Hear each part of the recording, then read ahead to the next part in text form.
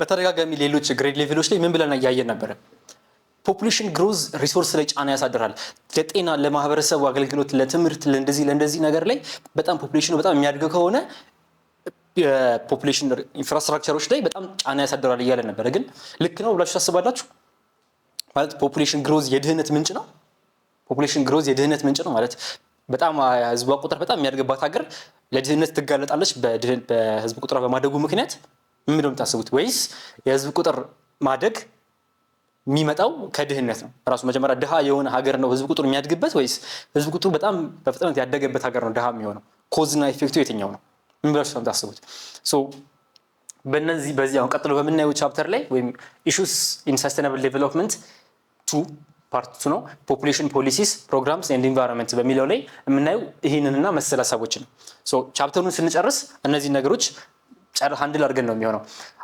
identify major population growth and development theories ሲቀጥል analyze the impact of population growth ድህነት ላይ ያለውን ኢምፓክት እናያለን ከዛ በመቀጠል relate population growth to socio-economic development ኦኬ ከሶሺዮ-ኢኮኖሚክ ዴቨሎፕመንት ጋር population growth ምን ያህል ከኢኮኖሚያዊና ማህበረሰባዊ እድገቶች ጋር ወይም ለውጦች ጋር የህዝብ ቁጥር እድገት ምን አይነት ሪሌሽንሺፕ አለው እሱን እናያለን ከዛ ሪኮመንድ ማድረግ ትችላላችሁ ተብሎ ይታሰባል መጨረሻ ላይ ምን አይነት ስትራቴጂ ለምን አይነት ሀገር ብቁ የተሻለ ይሆናል ብላችሁ ታስባላችሁ የሚል ሐሳብ ማመንጨት የምትችሉ ትሆናላችሁ after the end of this unit so population studies ህዝብ ጥናት የስነ ህዝብ ጥናት ምን ፎከስ የሚያደርገው ምን ላይ ነው የሪሌሽንሺፕ between humans and their environments so rapid population growth puts pressure on finite natural resources ይሄ ነው ቀደም የተነሳንበት መነሻችን ፕሪሚሳችን ለጥያቄያችን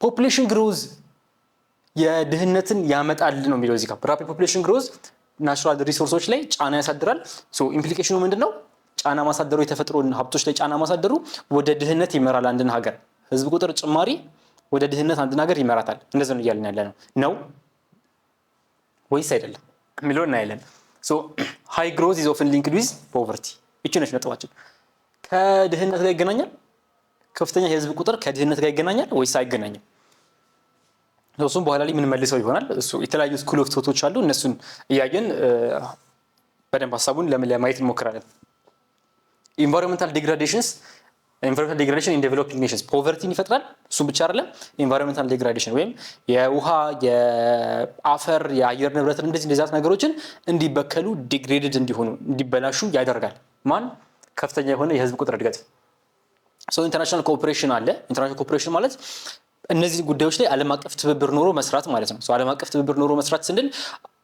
የህዝብ ቁጥር እድገት ወይ የተፈጥሮ ሀብቶች መበከል ወይ የአየር ንብረት ለውጥ እንደዚህ አይነት ነገሮች አንድን ሀገር ብቻ አይደለም አፌክት የሚያደርጉት ወደ ሌሎች ሀገራትም ይንሰራፋሉ ኦኬ ለዛ አንድ ሀገር በራሷ ብቻ ሳይሆን ታክል የምታረጋው ኦፍ ኮርስ በራሷ ወስና የምታረጋቸው ነገሮች ይኖራል አንድ ሀገር ግን እንደ አጠቃላይ ደግሞ እንደ ዓለምም ኮኦፐሬሽን ያስፈልጋል ወይም ዓለም አቀፍ ትብብር ያስፈልጋል ኮኦፐሬሽን ማለት ትብብር ነው ትብብር ያስፈልጋል ምን ለማድረግ እነዚህ ለውጦች በምን መልኩ ሃንድል እናርጋቸው ወደፊትስ የዓለም ህዝብ ቁጥር እድገት የስደተኝነት መጠን እንዴት ይሁን የሚሉትን ነገሮች ለመወሰን ሀገራት ይተባበራሉ for growth and enhanced development ማለት ነው ኦኬ ሶ ቲዮሪዎች አሉ የመጀመሪያው ሰብ ቻፕተር ቲዮሪዎችን ነው የሚያየው ሶ ቲዮሪዎቹ ምንድናቸው population growth and development ላይ የተለያዩ ሐሳቦች population growth እንደዚህ ነው መሆን ያለበት population growth እንደዚህ በመሆኑ የተፈጠሩ እንደዚህ ነገሮች አሉ የሚሉ ቲዮሪዎች አሉ አንድ ብቻ አይደሉም ብዙ ቲዮሪዎች አሉ ሶ እያንዳንዱ ሰው የተለያየ ሐሳብ ነው የሚያነሱት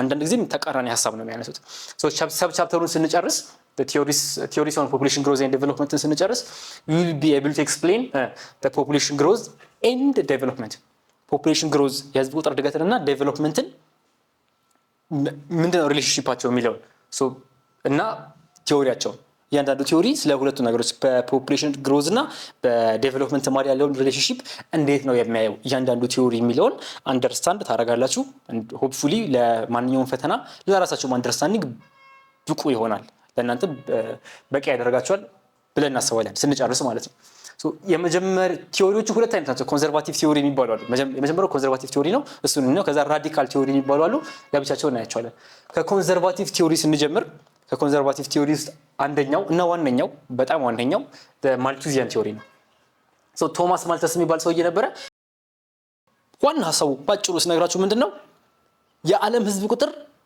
እና የዓለም የምግብ መጠን የሚያድግበት መንገድ ይለያያል አለ። ኦኬ እንዴት ነው የሚለያየው ስትሉት የዓለም ህዝብ ቁጥር የሚያድገው 1 ብሎ 2 ብሎ እጥፍ ሆናል። ከ1 2 ብሎ 4 ነው የሚለው እጥፍ ይሆናል። 4 ብሎ 8 ነው የሚሆነው እጥፍ 8 ብሎ 16 16 ብሎ 32 32 ብሎ እያጠፈ ነው የሚሄደው። የዓለም ህዝብ ቁጥር አስተዳደግ ኤክስፖኔንሻል ነው ይላል። እሺ የዓለም የምግብ አቅርቦት ደግሞ የሚያደርገው እንዴት ነው? 1 ብሎ 2 ከዛስ 3 ከዛስ 4 ከዛስ 5 ከዛስ 6 እያለ ነው የሚያደርገው። ሶ አስተዳደጉ ምንድነው? ሊኒየር ነው። ሶ ፖፑሌሽን ግሮዝ እንደዚህ 1 2 4 8 16 ፉድ ፕሮዳክሽን ግን እንዴት ነው የሚያድገው? እንደዚህ ግራፍ ካለ እንዲቀስ እያለ የሚያድግና እንደዚህ የሚያድግ እነዚህ ነገሮች ነው ለማስተራረቅ እየሞከርን ያለ ነው። ይሄ ትልቅ ችግር ነው። ይሄኛው የፖፑሌሽን ግሮዝ ነው አኮርዲንግ ቱ ማልተስ ማለት ነው። ፖፑሌሽን ነው ይሄኛው ደግሞ የፉድ ነው። ኦኬ ሶ እነዚህ አክሲሶቹ ናቸው። ሶ ፉድ ፕሮዳክሽን ኢንክሪዝስ ሊኒየርሊ ቀስ እያለ ሊኒየርሊ ነው የሚያድገው። ይሄ ቀስ እያለ የሚያድግ ነው ፉድ ፕሮዳክሽን። ፖፑሌሽን ግሮዝ ግን ይተኮሳል ምንድነው ኤክስፖኔንሻሊ ነው የሚያድገው። ሶ ዋና ፕሬሚሱ የማልተስ ይሄ ነው። ማልቱዚያን ቲዮሪ ምንድነው ከተባለጀው የህዝብ ቁጥርና የምግብ አቅርቦት እየተመጣጠነ አይደለም፣ የሚያድጉበት መንገድ አይገናኝም። እንደዚህ ነው እያለ ያለው።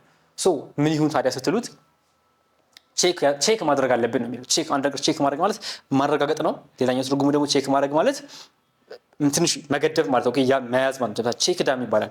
ውሃ በጣም በከፍተኛ ሁኔታ የሚመጣ ከሆነ የሚመጣውን ውሃ ቀስ የመጠን ለማሳለፍ ከፈለግን በአንድ አካባቢውን ከሚወረው ውሃው ኦኬ እንዳለ አካባቢውን ከሚያጥለቀልቀው መጥነን ቼክ እናደርጋለን። ሶ ከሆነ ያህል ከፍታ በላይ የወጣው ውሃ ብቻ ነው ወደዛ ቦታ የሚያልፈው። ሶ ቼክ አረግ ነው ይባላል።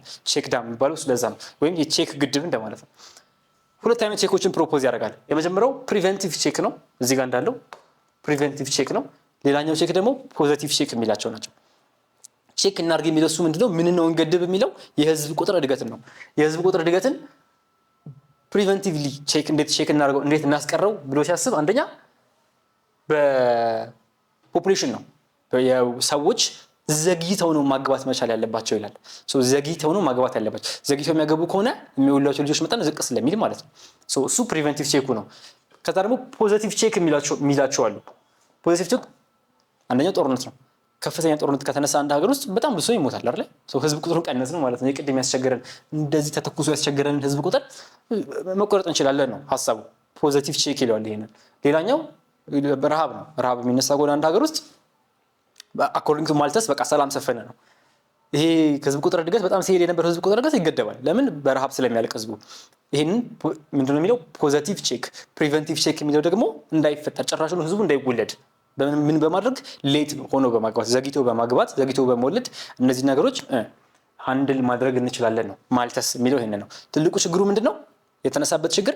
ምግብ ለህዝቡ በቂ አይደለም። ትስማማላችሁ በዚህ? የዓለም ህዝብ መጠን ከዓለም የምግብ አቅርቦት ጋር ተመጣጣኝ ነው ብላችሁ ታስባላችሁ ወይስ ይበልጣል ያንሳል? በኋላ ላይ በሌላ ቲዮሪ እናየዋለን። ሶ ማልተስ አለ። ይሄ ማልተስ ነው። ኒዮ ማልተስ ደግሞ ይባላል። ወይም ኒዮ ማለት ኒው ከሚለው ነው። ሶ ተሻሽሎ የመጣ የማልተስ ሐሳብ። ሶ ስቲል የማልተስ ነው ግን የተወሰኑ ለውጦች አሉት። ምንድነው? አንደኛ ከማልተስ ሐሳብ ጋር ይስማማል። አዎ የምግብ አቅርቦትና የዓለም ህዝብ ቁጥር እድገት እየተመጣጠነ አይደለም። ህዝቡ ኤክስፖኔንሻል ያድጋል። የምግብ አቅርቦት ግን ሊኒየርሊ ቀስ እያለ ነው የሚያድገው። በዚህ ምክንያት ትልቅ የጋፕ ተፈጥሯል። ይሄንን ከማልተስ ይወስዳል። ግን ቼክ ብሎ የሚያስቀምጣቸው ነገሮች ፖዚቲቭ እና ፕሪቨንቲቭ ቼክ ብሎ ያስቀምጣቸው ማልተስ ጦርነት፣ ረሃብ፣ አለማግባት ምናምን ነው። ይሄኛው ግን በጣም የሚያስተዋውቁት ነገራቸው ምንድነው? ሞደርን በርዝ ኮንትሮል፣ ዘመናዊ የሆኑ የእርግዝና መከላከያ ወይም የወሊድ መከላከያ መንገዶችን ፕሮፖዝ የሚያደርጉት። ዓለም ላይ የምታዩቸው የቤተሰብ መምሪያ፣ የቤተሰብ አራርቆ መውለድ፣ የእርግዝና መከላከያ አቅርቦቶች፣ እነዚህ ሁሉ ነገሮች ምንድናቸው? ከምን የመጡ ናቸው? ከኒዮ ማልተስ የመጡ ናቸው። ማልተስ በረሃብና በጦርነት ይሞቱ ነበረ። ኒዮ ማልተስ ግን ኦኬ አይሞቱ ግን አይወለዱ፣ ከመጀመሩ አይወለዱ ወደሚል ሐሳብ ኒው ማልተስ ራሱ አይደለም የሚያመጣው። የዚህ ሐሳብ ደጋፊዎች ይዘው የቀጠሉት ሐሳብ ነው። ሶ ኦፍ ኮርስ ተቃዋሚዎች አሉት። ይሄ ሐሳብ ሁሉም ሰው ይደግፋል ማለት አይደለም። ሶ ቢሊቭስ ኢን ሃይ ፖፑሌሽን ሐሳቡ ማልተስም ኒው ማልተስም ሁለቱም ከፍተኛ የሆነ ህዝብ ቁጥር ሲኖር ሪሶርስ ዲፕሊትድ ይሆናል፣ ወይም ሪሶርስ ምንድነው ይበዘበዛል፣ እያጠረ ይመጣል፣ እያነሰ ይመጣል። ቀስ በቀስ ህዝቡ ሪሶርሱን እየጨረሰ ይመጣል፣ ብዙ ከሆነ ህዝቡ ብሎ ያምናሉ ሁለቱም። እና አድቮኬትስ ፎር ፋሚሊ ፕላኒንግ ይሄ አሁን ላይ የምታዩቸው ቅድም እንዳልኳችሁ ዓለም ላይ ያለው የህዝብ ቁጥርን የመቆጣጠር ሙከራዎች በሙሉ ከኒዮ ማልተስ በኋላ የመጡ ሀሳቦች ናቸው። ኦኬ የዛ ሀሳብ ልጆች ናቸው። ሶ እነዚህን ነገሮች በማድረግ የዴቨሎፕመንት ፕሮብሌምን ድህነትን መቀነስ እንችላለን። ህዝብ ቁጥር በጣም ዝቅ ያለ የተመጠነ ከሆነ ድህነት በዛው ልክ ይቀንሳል ብሎ ከማሰብ የመጣ ሀሳብ ነው። ኦኬ ሶ ይሄ ሀሳብ ሰው ይስማማል በዚህ ሀሳብ? ሁሉም ሰው ይስማማል በዚህ ሀሳብ? በማልተስና በኒዮ ማልተስ ሀሳብ ኦፍኮርስ ነው አይስማማም። ትልቁ ችግራቸው ምንድነው? ድህነት እና ህዝብ ቁጥር መፍትሄና መንስኤና ውጤት ብቻ አይደሉም። ውጤትነታቸው ሪሌሽንሺፑ እንዴት ነው የሚል ጥያቄ ያነሳሉ። በጣም አንድ ሀገር ህዝብ ቁጥሯ በጣም ስለበዛ ነው ድሃ የሆነችው ወይስ ድሃ ስለሆነች ነው ህዝብ ቁጥር የበዛው? የዚህ ሀሳብ ተቃራኒዎች ወይም ክሪቲክሶች መጽሐፋቸው ላይ እንደሚላቸው ክሪቲክሶች ይህን ሀሳብ ሲሞግቱ ምን ይላሉ? አንድ ሀገር ህዝብ ድሃ ለመሆን አንደኛ የሚነሳበት ብዙ ምክንያት አለ። እንግዲህ ፖፑሌሽን ግሮዝ ብቻ አይደለም፣ ሌላም ብዙ ምክንያት አለ አንድን ሀገር ድሃ ሊያደርጉ የሚችሉ ምክንያቶች። አንድ እሱ ነው። ሌላኛው ግን ፖፑሌሽን ግሮዝ ራሱ ምክንያት ነው እንዴ? ሜቢ ውጤት ሊሆን ይችላል እኮ። ሀገሪቱ ድሃ ስለሆነች ሰው ብዙ ልጅ ወለደ። የወለዳቸው ልጆች ሜቢ እንዲጦሩት ወደፊት ላይ ስራ ሰርተው ቤተሰቡን እንዲያግዙ ለዛ ይሆናል የወለዳቸው። ድሃ ስለሆኑ